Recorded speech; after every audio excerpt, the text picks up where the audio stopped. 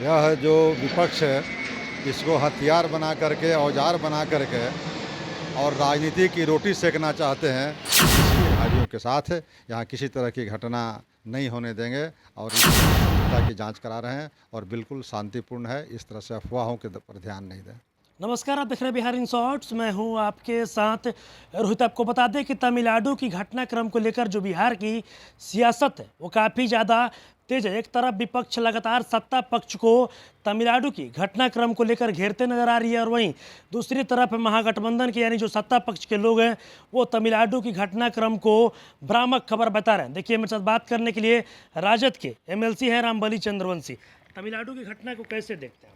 देखिए, तमिलनाडु की घटना जो है उसको पक्ष विपक्ष की आईने से नहीं देखने की ज़रूरत है। यह जो विपक्ष है इसको हथियार बना करके, औजार बना करके और राजनीति की रोटी सेकना चाहते हैं। इसकी हम लोग निंदा करते हैं कि भारतीय जनता पार्टी हो या कोई भी विपक्ष की पार्टी हो, ये वो राजनीतिक की रोटी सेकने की ज़रूरत नहीं है। बल्कि अगर कुछ घटनाएं सही में है तो उसको निंदा करने की ज़रूरत है, उसके सावधानी बरतने की ज़रूरत है। और रही बिहार सरकार की बात, तो बिहार सरकार बिल्कुल संवेदनशील है और जैसे ही संज्ञान में यह आया है, बिहार सरकार ने अपने डीजीपी और चीफ सेक्रेटरी को वहाँ बात करने के लिए कहा। वहाँ के टीम बना करके वहाँ से सरकार से बात भी हुई और वहाँ के स्वयं तमिलनाडु के मुख्यमंत्री माननीय स्टालिन साहब का बयान भी आया है कि किसी भी बिहारियों के साथ यहाँ किसी तरह की घटना नहीं होने देंगे और इसकी हम सत्यता की जांच करा रहे हैं और बिल्कुल शांतिपूर्ण है। इस तरह से अफवाहों के पर ध्यान नहीं दें। एक तरफ बीजेपी कह रही है कि जो भी अधिकारी हमें तमिलनाडु जा रहे हैं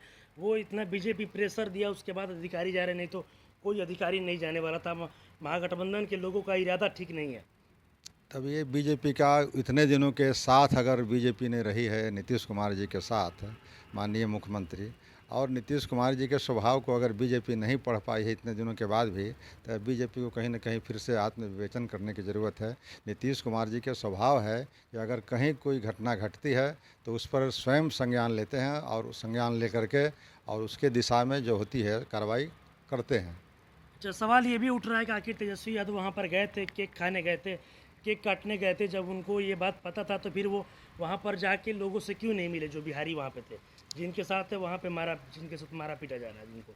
देखिए, ये माननीय तेजस्वी प्रसाद यादव वहाँ के माननीय मुख्यमंत्री स्टालिन साहब के बुलावे पर जन्मदिन में गए थे, तो ये तो बिल्कुल निहित रूप से निजी कार्यक्रम था।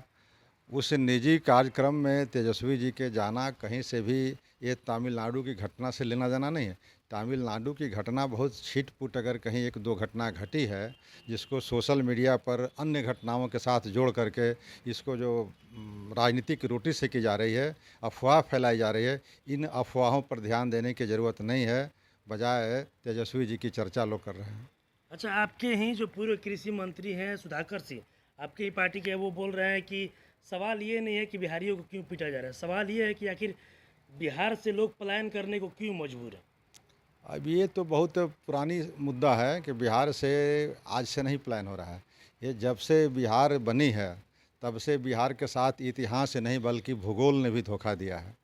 अब इतिहास भूगोल की बात करेंगे तो भूगोल का मतलब ये हुआ कि बिहार का समान भाड़ाकरण जो लागू हुआ जिस समय 1952 में, उस समय हमारे बिहार के लोग या संविधान सभा में या जो संविधान बन रही थी पार्लियामेंट में, उस समय इस बात को नहीं उठाए कि बिहार के साथ क्या नाइंसाफ़ी हो रही है।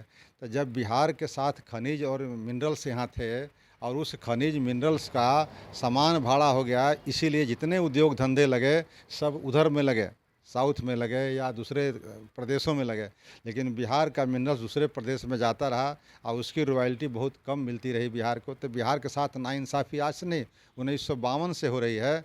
और आज भी बिहार के लोगों को ये बात समझने की ज़रूरत है कि जब बिहारी अस्मिता की बात या बिहार के विकास की बात या बिहार से कामगारों की प्लान की बात, ऐसे संवेदनशील मुद्दों पर बिहार के लोगों को राजनीतिक के आईने के बजाय बिहार की अस्मिता के साथ देखना चाहिए जोड़ करके, और इसका प्लान जो है कम से कम हो, रोज़गार यहाँ पैदा करें बिहार के अंदर कि कोई बिहारी बाहर नहीं जाए, यहाँ अच्छे हॉस्पिटल खोलें कि कोई इलाज कराने के लिए बाहर नहीं जाए। सरकार में आप ही लोग हैं ना?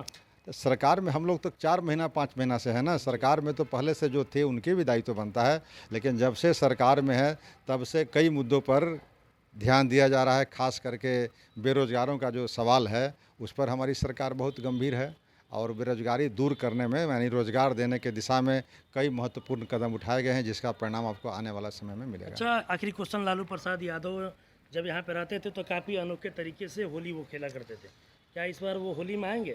नहीं, होली में आने की बात नहीं है। अब लालू प्रसाद जी की जो कुर्ता फाड़ होली थी वो बिहार में नहीं पूरे देश में चर्चित थे।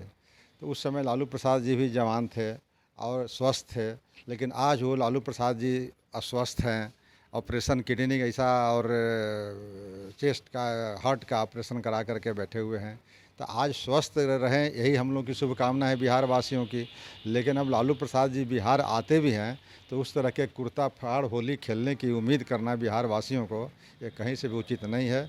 इसलिए लालू जी की शुभकामना है कि होली के अवसर पर सभी लोग खुशीपूर्वक रंग अबीर लगाएं और शांतिपूर्व बनाए रखें। शांति ही सबसे बड़ा उनका पैगाम होगा। चलिए, तभी आपने देखा मेरे साथ बात करने के लिए आरजेडी एमएलसी रामबली चंद्रवंशी थे। तमिलनाडु की घटनाक्रम को लेकर इन्होंने साफ साफ कहा कि हमारी जो सरकार है वो पूरी तरीके से संज्ञान ले रही है और जो विपक्ष में है बीजेपी इस छोटे मोटे घटना को पूरी तरीके से भ्रामक कर रही है और इस पूरे घटना को फैला रही है। और वहीं इन्होंने लालू यादव की पटना आने को लेकर भी कहा कि वो तो यहाँ पर रहते थे तो होली काफ़ी अनोखे तरीके से खेलते थे। हालांकि उनका इलाज हुआ है तो डॉक्टरों की निगरानी में अभी वो पटना नहीं आ सकते। बस इसी तरह की तमाम खबरों के साथ आप मेरे साथ जुड़े रहें। तब तक के लिए धन्यवाद।